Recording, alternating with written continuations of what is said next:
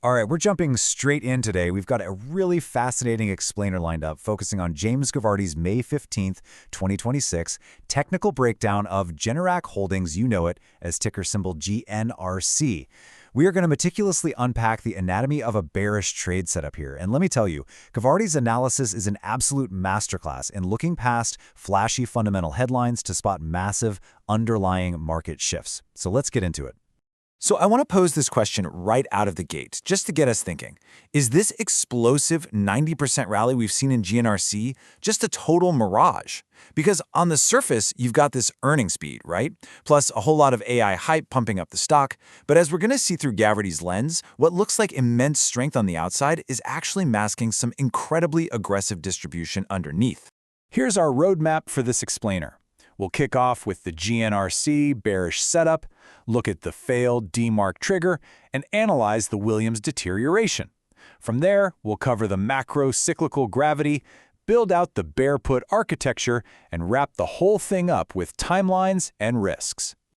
Okay, Section 1. The GNRC bearish setup, uncovering structural exhaustion.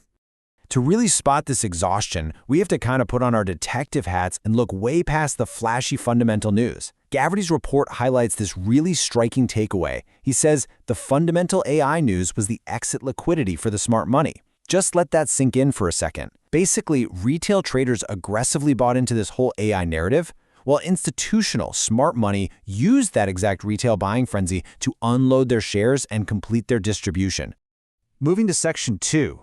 The failed DMARC trigger, the shift in structural gravity. Right, so this is where we pinpoint the exact moment the structural gravity actually shifted. For those of you who follow DMARC indicators, you'll recognize this as a textbook setup. A DMARC failed sequential at red 10. Normally, a genuinely strong trend pushes all the way to a full structural exhaustion signal, like a 13. But here, the bulls completely gassed out at a red 10. They literally ran out of gas before the finish line. When a trend fails this early, it exposes the underlying buying power as a total illusion. The buyers simply ran out of ammo. And because of that massive failure, we are officially on a green 1. That means we're on bar 1 of a brand new buy setup 9. Gravity refers to this, and I love this phrasing, as a shift in structural gravity. The upward momentum has essentially snapped, and the gravitational pull on the asset is now pointed firmly down. Section 3. Internal Williams suite deterioration, tracking the money flow. So if the DMARC trigger was the smoke, well, this daily chart is the fire. Visually, the breakdown here is just stark. Look at how the Williams indicators below the price action are plunging like a rock. The momentum has violently shifted. It's slicing straight down from overbought territory and accelerating toward extreme oversold. And if we pan out to the weekly perspective, it proves this isn't just some brief intraday noise. Check out the massive bearish divergences spanning across these indicators. Price pushed higher, sure, but the internal metrics absolutely refuse to confirm it. Basically, the price is lying, but the internals are telling the truth. This tells us the selling pressure is structural, deeply embedded in the higher timeframes. Let's just rapid fire through Gavardy's exact stats to show you the bloodbath under the hood. The Wilval valuation metric, sitting at 0.89. That's a massive bearish divergence confirming commercial distribution. Williams %R is plunging straight down at negative 77.39. The money flow index failed to even reach the upper band, showing that capital is actively fleeing. And finally, the pressure index violently rejected the 75 boundary. It is quite literally an overwhelming confluence of downward selling pressure. Section 4. Heavy macro-cyclical gravity, the wind at your back. Zooming out one final time, look closely at this cycle spectrum. The dominant composite cycles, specifically we're talking about the 240, the 200, and the 159-day lengths, they are perfectly aligned to cap this top. These are massive, long-term cycles rolling over in perfect unison. When you combine that early DMARC failure, the plunging momentum, and these macro cycles acting like a giant ceiling, you've got a high-probability short scenario with the wind firmly at your back. All right, Section 5, Bear Put Spread Architecture, the blueprint for execution. Okay, so we have the setup. How do we actually capitalize on this? Let's purposefully slow down the pace for a second as we get into the precise options math, because GNRC just had this huge 90% run. Implied volatility makes buying straight put options incredibly expensive. Gavardy solves this elegantly using a vertical spread. On one side, we have the downside engine, buying the July 17, 2026 $260 put to capture the point-for-point drop. On the other side, the premium offset, selling the $230 put. Selling that leg subsidizes your upfront cost and totally neutralizes the volatility crush. It's just a brilliant way to define your maximum profit without overpaying. Section 6. Timelines, targets, and risk. Calculating the outcome. Now, a great setup is honestly nothing without a disciplined plan.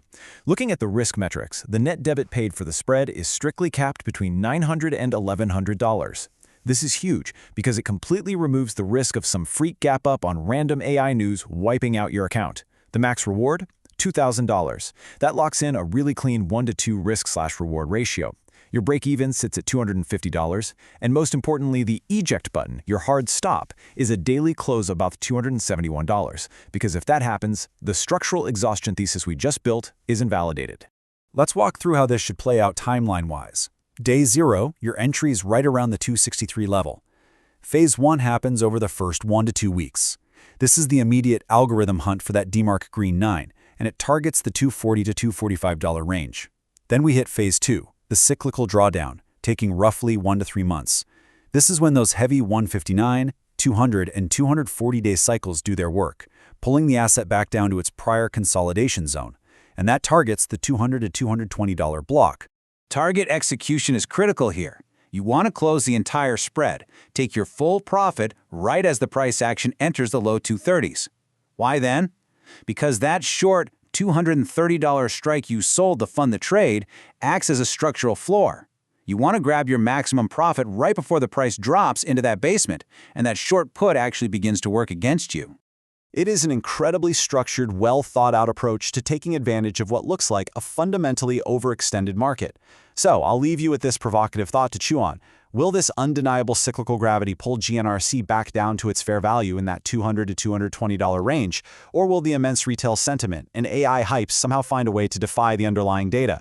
The technicals are pointing firmly downward, no doubt about it, but as we all know, the market always has the final say. Thanks for joining me on this explainer, and keep your eyes on the charts.